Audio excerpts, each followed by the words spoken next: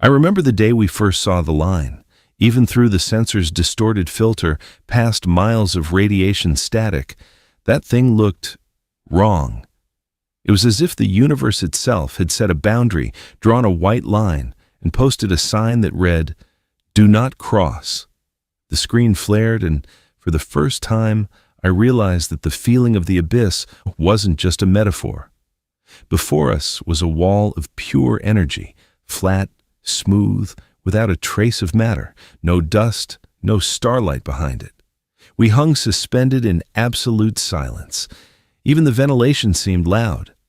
Someone on the team joked that it must be God's cosmic firewall. We laughed, but no one could explain the chills running down our spines.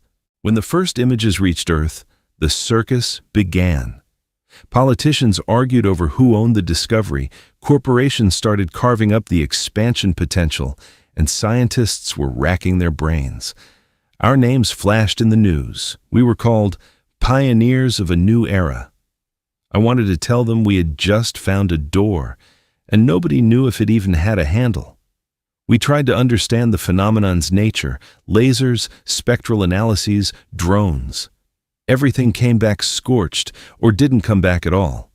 Eventually, the commander stated that the wall reacted to electromagnetic pulses as if it were alive.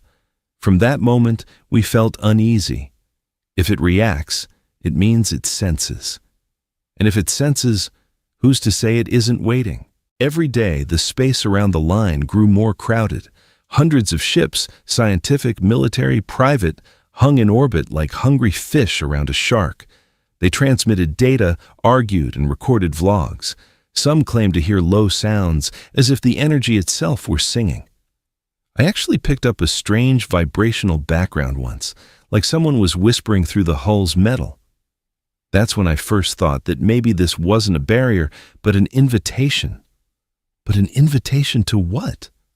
My partner and I stared at that light for hours, and the longer you look, the less sure you are that you want the answer. Then came the order to descend closer and take a measurement. No one wanted to be first, but there was no choice. Protocol required safety confirmation. We approached the minimal safe distance. For a second, everything went dark, the instruments went haywire, and then I saw the line's surface ripple as if it had taken a breath. It lasted less than a moment, but I swear, it moved. When we returned, the report read, "Anomalous field reaction to proximity."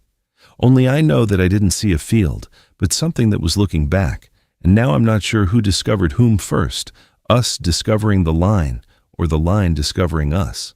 We arrived in orbit around the line 3 months after its discovery. Since then, the space around that thing had turned into a chaotic mix of science, politics, and paranoia. Hundreds of ships hung in suspended silence, like flies stuck to clear film. Stations were built one after another, each module with its own antennas, labs, and proud corporate emblems. People lived here for months without going outside, arguing over who would be the first to understand the field's principle, who would patent the technology, who would get a place in the textbooks. We exchanged data, argued, smoked in the darkness near the observation domes, and tried not to stare too long at the line. It was hypnotic. Even when the blinds were drawn, the feeling remained in my head that someone was breathing just. The initial theories were childish. Plasma wall, residual trace of a supernova, matter falling out of a quantum contour. Then, the insane ones followed. One physicist claimed it was the mirrored surface of another universe. Engineers tried to build the math, but the equations broke like teeth on metal. All we knew for sure was that the energy was stable, yet not static. It pulsed in a rhythm that, strangely, matched human biorhythms. We didn't believe in coincidences, but the instruments didn't lie. That's when sensory perception experiments began. People were placed in chambers with a view of the boundary, and their psychoactive reactions were recorded. The results were frighteningly consistent. Insomnia, a feeling of being watched, and a distinct sensation that the light was answering the gaze. The military naturally lost patience. They viewed it not as a phenomenon, but as a threat. They argued that if we couldn't understand how it worked, we should at least know how to destroy it. They started building defensive platforms, installing turrets, and bringing up heavy cruisers. Scientists protested, demanding to be left alone, but the voice of science is always quieter than a gunshot in space. I saw laboratory shuttles return with scorched hulls, as if someone from the other side had touched them with a hot hand. A couple of drones vanished completely. They simply ceased to exist.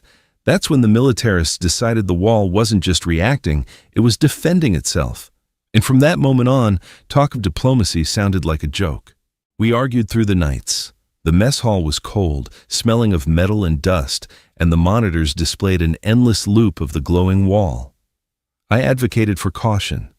I felt that rushing meant losing the chance to understand, but the majority already thought differently. They wanted action, clarity, a victory over the unknown. Humans cannot tolerate mysteries, especially when something pulsing nearby won't answer questions. That's when I first noticed I was starting to see not just energy in the boundary, but a face. The light condensed into specific shapes, as if trying to imitate human outlines. I kept silent. No one would have believed it. With time, everything split definitively. Some built theories about an intelligent structure, others prepared weapons. Conferences turned into shouting matches, and joint projects became espionage. The scientific station Euler refused to transmit data to the military fleet, and in response, they cut off its power supply. Everything collapsed within a week. The peace between the researchers and the command ended just as patience ends before a storm. I didn't know who would press the button first, but I felt we were too close to something not meant to be understood, and the strange thing was, the more we were afraid, the brighter the boundary glowed, as if it enjoyed the very fact of our fear. The first contact happened by accident, or, to be honest, we simply messed up. One of our research probes, Galileo 7, was supposed to stop 100 kilometers from the boundary, but the software decided to play the hero and breached closer. We saw everything live. The drone's hull shook from overloads, flashes of light danced around it, then the communication cut out. It seemed like the end, but a few seconds later, the screen revived. Only the picture wasn't ours. Instead of the familiar interface, there appeared incomprehensible symbols, pulsating like a heartbeat. No one understood anything. I remember everyone in the command center freezing. Even the air stopped moving. We exchanged. At first, we thought it was just interference. But the longer we analyzed it, the clearer it became. The sequence of signals wasn't random. It repeated, adjusted itself, as if someone on the other side was trying to match our rhythm. I was part of the decryption team. We tried to find patterns, frequencies, repetitions, structures. On the 28th hour, someone noticed that the signal's intensity changed in sync with our transmissions. Simply put, we blinked, and it blinked back. That's when the command announced, "Contact established." The phrase sounded both beautiful and terrifying. No one knew what we had done, whether we had started a new era or opened a door to something that should never have noticed us. A few days later, the physics team decided to send a reply. A simple pulse with a binary pattern meaning yes. When the transmitter powered up, the entire ship felt a vibration, as if someone had run a finger along its hull. The monitors distorted, the lights flickered, and a deep hum filled the speakers, unlike anything we'd heard before, yet disturbingly alive. We shut down communications, but the signal didn't stop. It kept sounding, even though all the equipment was offline. That's when I realized we were no longer observing the barrier was observing us. Panic erupted on Earth. Some celebrated it as the greatest discovery in human history, while others demanded we cut all contact immediately. Politicians pretended everything was under control, but in orbit, we were sleeping 2 hours a night and drinking coffee like it was holy water. Scientists argued, some claimed we had encountered an artificial intelligence, others insisted it was a living organism made of energy. The military maintained it was just an echo, maybe even a trap. But how do you explain the fact that the signal started mimicking human speech? The recordings contained faint echoes of our own words, distorted but recognizable. It was as if someone was learning to talk by listening to us. I remember sitting by the observation window one night. Below, beyond the glass, shimmered the barrier, smooth, flawless, endless. And then I realized it was watching, too. Not with eyes, not with lenses, but with its very being. Not angrily, not hostilely, just attentively, like a person seeing their reflection for the first time. I was terrified, not because it could destroy us, but because I felt something painfully familiar in it. What if we hadn't discovered a new world, but simply found a mirror, one where the universe saw itself for the first time? I still don't know who fired first. Maybe no one ever will? It started when the frigate Orion got too close to the barrier during sensor calibration.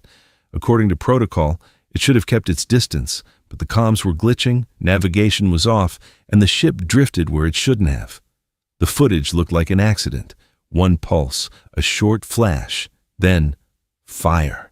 The laser system activated on its own, as if it had received an attack signal. In that same second, the barrier flared so brightly it blinded the optical sensors. Then came the response. Not an explosion, not an impact, but a wave of light that swept away half the satellites in orbit, turning them into a quiet rain of molten metal. It wasn't aggression. It was a warning. But trying to explain that to the military was impossible. An hour later, the fleet declared a state of emergency. Radio channels burned with orders, panic, and shouting. The people aboard the Orion were gone. The ship had vanished as if it had never existed. No one understood what had happened, but fear did its job. Command decided the barrier was attacking. In response, they launched torpedoes, activated the gun batteries, and opened fire on the energy wall that didn't even try to defend itself. I watched the transmission from the lab, and at some point I realized we were fighting a war against something that wasn't moving and wasn't responding. The explosions looked pathetic, tiny sparks of rage against an infinite smooth surface. Yet deep down, we all felt that the wall was watching and enduring.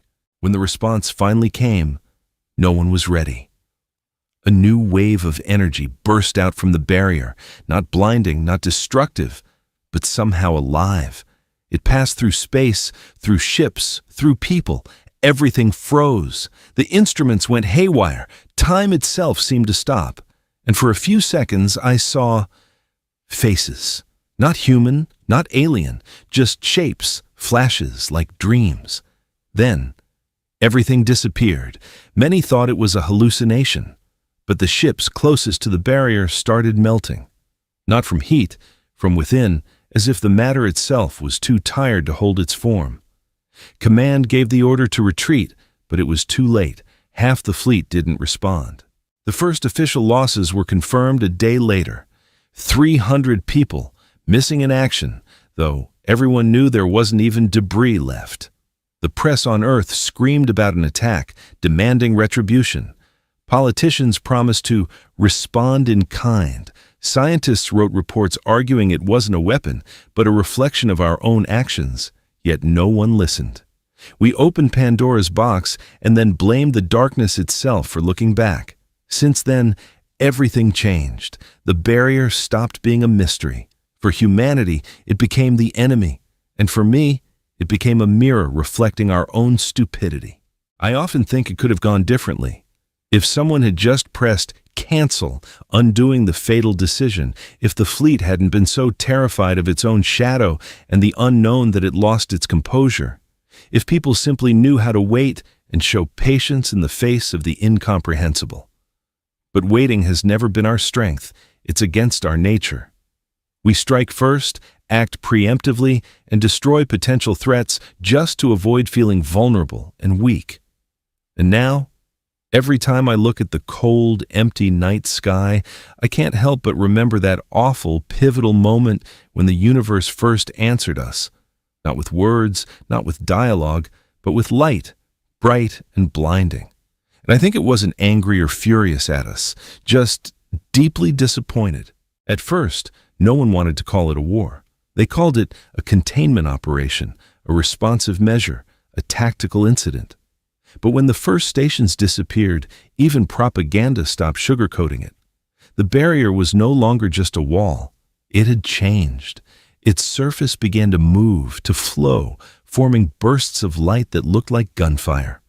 Our sensors detected energy pulses identical to plasma discharges, only directed not at specific targets, but seemingly into space itself. Then the command decided, if it shoots, it must have a fleet. That's when everything collapsed. From Earth, the Moon, and the orbital colonies, dozens of ships took off. Corporations financed armadas, governments formed peace coalitions. No one spoke of science anymore. Everyone wanted revenge, though no one really knew who we were fighting.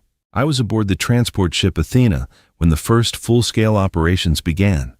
We were supposed to deliver equipment to the Euler 2 station, which had gone silent in the dead communication zone. When we arrived, only wreckage remained, neatly sliced as if the station had been cut in half by a laser. There were no bodies, no distress signals, only residual energy traces matching the barrier's radiation spectrum. Then the commander said, "This isn't reflection, it's an attack." And at that moment, something broke inside all of us. We stopped seeing the barrier as a mystery. It became a monster, and we needed to destroy it, even if we didn't understand how. The following weeks turned into a nightmare. Battles erupted everywhere, along transport routes, near energy nodes, even in the outskirts of the Martian belt. Sometimes the enemy appeared suddenly, no signal, no radar trace, just a flash of light, and a station ceased to exist. Scientists said it wasn't a weapon, but a side effect of matter interacting with the barrier. But who cared about details when ships were burning? We responded with heavy fire, launched missiles, built shields from satellites. And still, they vanished. Each new day became a list of losses. We were fighting something we couldn't see, and still convinced ourselves we were winning. Psychologically, we began to break down. Shifts got shorter, conversations quieter. People avoided eye contact. Sometimes at night, someone from the crew would wake up screaming, swearing they'd seen faces, the same ones that appeared in the barrier's light. Medics called it spectral perception syndrome, but I knew it wasn't hallucination. We all felt a presence, soft, cold, like being watched through glass. It seemed they weren't fighting us, just observing, watching us destroy ourselves. We blew up stations, jammed our own signals, destroyed drones, afraid they might already be infected. Each new day pushed us closer to madness, and no one wanted to admit the enemy might not even perceive us the way we perceived it. When the fleet lost control of the supply line, Earth ordered Operation Eclipse. We were to attack the barrier directly, disable its energy core, if it even existed. Thousands of ships moved toward the light like insects to a flame. I remember that moment. Thousands of lights, straight formations, dispatchers shouting over comms, and before us, an endless wall. We flew toward a place where nothing living should exist, yet we felt that something was waiting for us.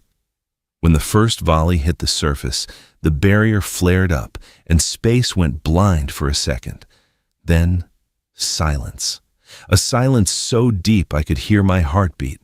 We thought we'd won, but it was only a pause before the universe finally decided to respond. I remember it as if it were yesterday, though, in truth, it was after countless sleepless shifts. The mega-cruiser Atlas approached the barrier, its armor reflecting entire storms of light. It had started as a transport, a massive floating city with living quarters, greenhouses, even classrooms. But when the war began to smell of fuel and electricity, Atlas became a citadel. We boarded wearing civilian gear, with instruments, evacuation plans, and hoped that we'd demonstrate how to protect supply convoys. The feeling was strange, a mix of pride and absurdity, like bringing a birthday cake to a disaster site. The decks smelled of steam and welding, and the red indicators of blinking panels reminded us that this floating world could become wreckage at any moment.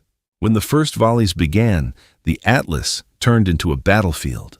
Shockwaves stretched the viewports until they cracked. Cosmic dust fell onto tables, and it seemed as if every particle now carried someone else's story. We were transferred to the drone bays to prepare countermeasures, shields, reflectors, and maneuvering nodes that could divert energy from vital systems. It was both funny and tragic to realize we were setting up defenses to protect a basal greenhouse. As if in the face of death, we still wanted to save something alive. People walked the corridors with faces that smelled of coffee and fear. Someone kissed a photograph. Someone else put on an old fleet ribbon like a lucky charm. In that moment, laughter felt like a crime, yet it still slipped through somewhere. Tiny jokes about a space firewall, or if the wall asks for an autograph, should we give it a pen? Anything to avoid going insane. The assaults began suddenly and chaotically. At first, small bursts of light arrived, like swarms of lightning, and section locks across the corridors snapped one after another. People in protective suits rushed to seal airlocks and pull out generators, and then came scenes that could only be described as absurd ballet. Marine squads and repair crews collided, jumped over cables, exchanged tools and help, even though their purposes were entirely different. The fight wasn't only against the enemy outside, it was against our own systems. The deck's AI sometimes made decisions that seemed logical but killed people, and we had to override it manually. In one corner, an engineer was tinkering with a murky power module while a lamp sparked above him. And he laughed, because it was absurd to realize that in a world where stations were burning, someone was still cracking jokes about replacing fuses. The climax of the battle wasn't cinematic. There was no final heroic shot, no dramatic ascent. It was a long, exhausting sensation, as if the universe was trying to squeeze everything out of you that you could possibly give. When the Atlas finally lost propulsion and we had to abandon several sections, I walked through a corridor where notes, photos, and little boxes of someone's legacy lay scattered on the floor. It felt as if even matter itself was tired of holding those stories. They crumbled like a house of cards. We evacuated part of the crew, leaving behind silence and scorched shadows. At that moment, as I left, I wasn't thinking of victory or defeat, but of how strange and foolish it was that humans fight for metal, for supply lines, while unseen eyes already watched us. The last thought that stayed in my head wasn't a curse or an oath, but something simple.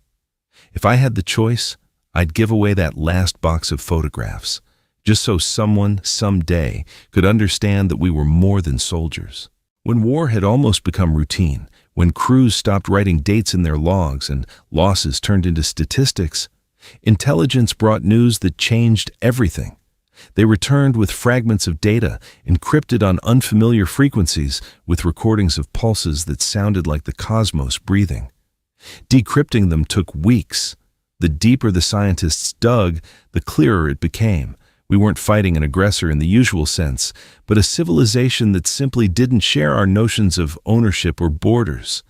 To them, space wasn't territory. It was a living organism, something like the fabric of consciousness itself, within which they existed as cells. They saw our stations and ships not as invasions, but as inflammation. A sickness, to be isolated or removed. There was something humiliating in that revelation. Our entire logic, treaties, frontiers, defense perimeters, was nothing more than a primitive form of selfishness compared to a being that thought in galaxies. When the report reached the command decks, it split everyone apart. Some said the truth didn't change anything. If the enemy shoots, we shoot back. Others argued that any attack now would be a crime against reason itself, because it targeted those who might not even understand what war means. Between these camps, a no-man's land was drawn, political, moral, human. Some demanded continued expansion, claiming that understanding was a luxury for the dead. Others demanded negotiations, though no one knew with whom. After all, contact wouldn't mean meeting two languages, it would mean the collision of two realities. Ours, linear, material, measurable. Theirs, wave-like, synesthetic, where possession and form are inseparable. And every time we tried to establish communication, the signals distorted, as if the fabric of space itself refused to act as a translator. Gradually, another, more terrifying thought appeared. What if it all began not on their side, but because of our mistake? Maybe the first probe that crossed the boundary didn't just disturb the silence, it literally awakened a dormant consciousness. We saw emptiness, but for them, it was a temple, a membrane of memory that had been breathing for billions of years. When we began building stations, drilling energy cores, anchoring stabilizers, it must have looked to them like an invasion into the very essence of their being. The thought was unsettling. Command centers began forbidding the use of the word enemy, too crude for what we now knew. But that knowledge didn't make anything easier. How could you explain to the mothers of the dead that their children didn't die because of greed, but because of a misunderstanding of the language of existence? The scientists trying to uncover the truth began losing their minds, not metaphorically, literally. Their dreams became part of the data they were studying. The dreams echoed in the instruments, changing signals, phases, drone trajectories. It felt as if the truth itself resisted being revealed. One analyst, before vanishing into his lab, left a note. "They're not evil. They're just different. But for us, different has always meant dangerous." And perhaps that sentence captured the whole horror, not in the grandeur of the mystery itself, but in the realization that the human mind was once again too small to comprehend it without destroying itself. Then came a strange calm. Battle reports still arrived, but what once caused rage now only brought silence. It was as if we weren't fighting anymore, just watching the illusion of our superiority collapse. And somewhere deep beneath the layers of fear and exhaustion, a feeling emerged that maybe this war wasn't a punishment, but a test of whether we could understand something that didn't fit into the familiar logic of survival. But while humanity argued over who was right or wrong, the boundary pulsed in the darkness like a living heart, watching us, with curiosity, but without hate. We called it Operation Echo. No one remembered who came up with the name, probably someone who never returned. The plan was insane, to detonate a fragment of the boundary, to create an artificial rift so we could look beyond it, even for a moment, into the place where their reality began. Some said it was the only way to make contact. Others claimed we were about to stab a living cosmos in the eye. But the decision was made. Several fleets, dozens of drones, spatial resonance generators, an entire army of technicians and operators. We knew many wouldn't return, but the exhaustion from endless war made fear secondary. We just wanted something to change, even if it meant burning together with the boundary. I remember launch day. We stood in the docks, staring at the gray glow pulsing in the distance like living flesh. Every channel broadcast the countdown, and the dispatchers spoke in flat voices, trying to hide the tremor in their hands.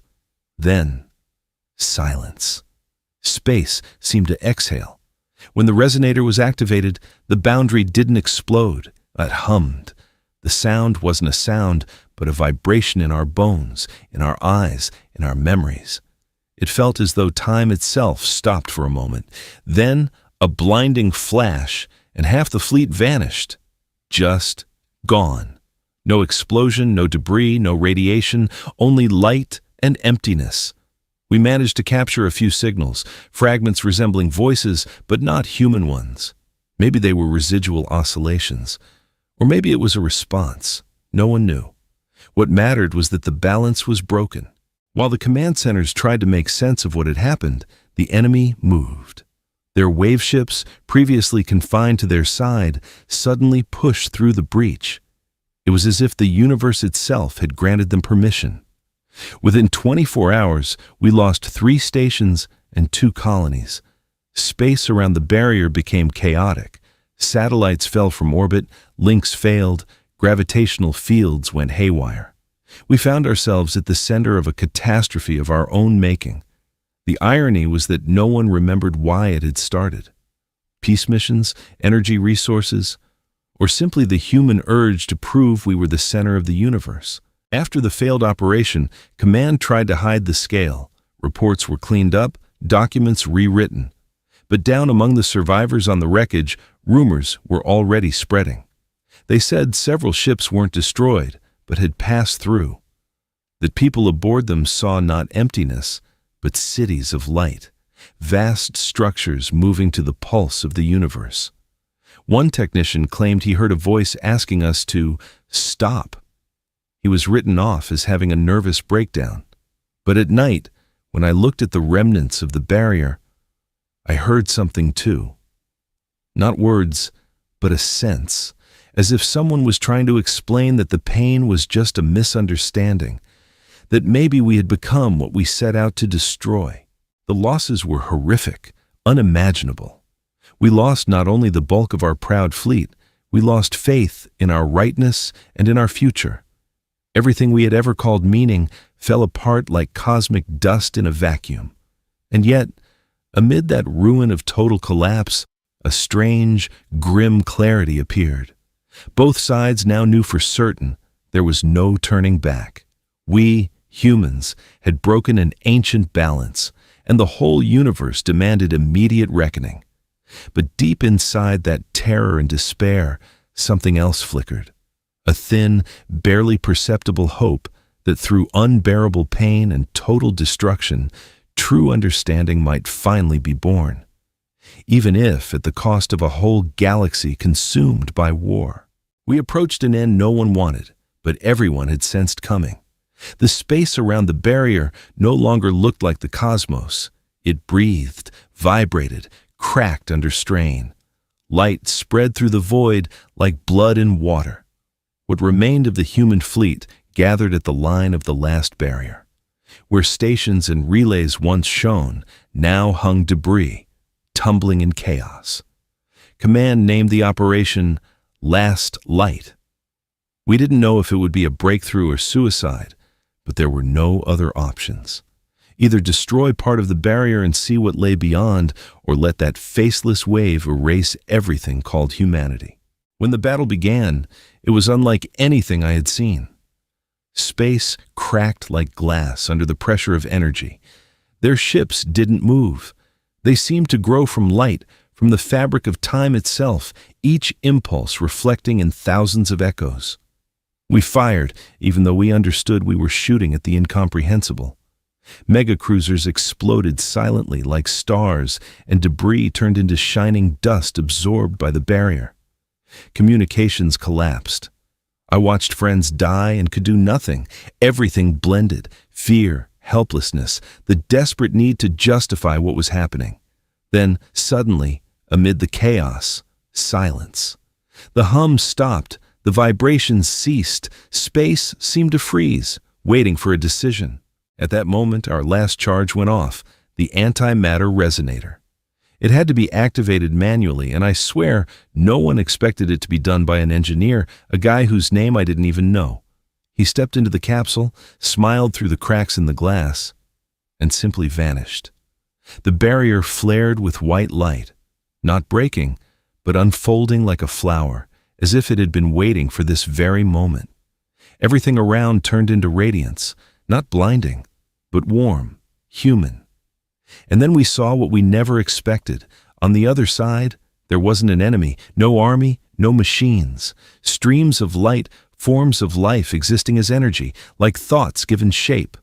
They didn't move closer or attack, they just watched. And in their light, we saw our mistakes reflected. To them, we were what a virus is to a body, something incomprehensible but curious. And suddenly it became clear, all this time, they hadn't been trying to destroy us, but to isolate us, so we wouldn't harm ourselves.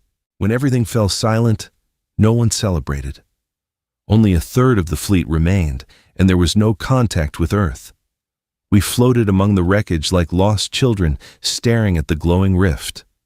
Then it began to close, slowly, softly, as if the galaxy itself had decided we'd had enough. The signals from the other side sounded different now, calmer. Someone said it was a truce, but I don't think that word fits. It wasn't a treaty, a victory or a defeat. It was understanding. They saw that we were just another form of life, desperately trying to prove our existence. And we, in turn, realized the war had never been between us. It was between fear and curiosity, between the desire to control and the ability to understand. When I finally left that dangerous orbit, the barrier, the site of our first contact and final battle, was still shimmering, pulsing like a vast, unhealed scar across the body of the universe. I didn't know whether the rift would close completely over time or remain an open doorway to something far greater and unknown. But now, I was certain of one thing. That monstrous scar wasn't a mortal wound. It was a shared memory. A sobering reminder of how close we came to complete self-destruction and how only by chance we stopped before crossing the point of no return. Maybe one day, far in the future, we'll return there, not with weapons, but with true understanding. Until then, let the barrier remain what it was always meant to be. Not a line dividing distant galaxies and star empires, but the boundary between our former ignorance and long-awaited awareness. After that battle, space was never the same. We returned not as heroes, but as witnesses, tired, scorched, with eyes reflecting a sky torn in half. Earth met us not with fanfare, but with silence. The old governments collapsed almost instantly. Those who built a war on fear and pride couldn't explain what to do with the open void breathing beside us. The barrier became more than a mark on a map. It turned into a mirror, one where everyone could see their own reflection. Scientists called it a transitional membrane, politicians a strategic barrier, and ordinary people simply called it a miracle. We learned to live with that glow on the horizon, the same way we once learned to live with the ocean, never knowing what lay beyond its edge. Years passed, and everything blurred together. Technologies, ideologies, even the idea of borders itself. From the ruins of war, new research centers rose, ironically built right on the orbits of the old battle stations. Where orders to fire had once echoed, now songs were recorded, built on the frequencies of the barrier. Its rhythm became part of human culture. People stopped seeing it as a threat. It became a symbol of change. But I saw something else too. Fear, that it would all happen again. Every year, there were those who demanded another breakthrough, more control, more power. They believed that beyond the barrier was a force that could make us gods, but I knew better. It makes us honest.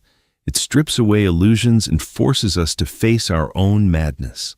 Sometimes, during night shifts on orbital stations, I picked up strange signals. They couldn't be decoded, but they sounded like breathing. Maybe they were just residual waves, or maybe a greeting. No one knows what happens on the other side now. Some believe we left a part of ourselves there, not bodies or machines, but a thought, an echo of human consciousness that now lives in their light. In the labs, they argue, can this be considered the beginning of coexistence? Or did we just create a new form of observation where they watch over us like adults watching children until we learn to move without destroying? There's no answer, and honestly, we don't need one anymore. The world has changed. Old currencies have lost their value, armies have become fleets of observers, and religions, new sciences. In schools, children no longer draw borders between stars. They draw patterns of light resembling the network that connects all living things. But the price of this world is enormous. In orbit, the debris of those who never made it to the truce still drifts. Sometimes they burn up in the atmosphere, and people say they're falling stars. No one corrects them. Let them believe. After all, maybe that's how heroes return home. I often think about the engineer who activated the resonator.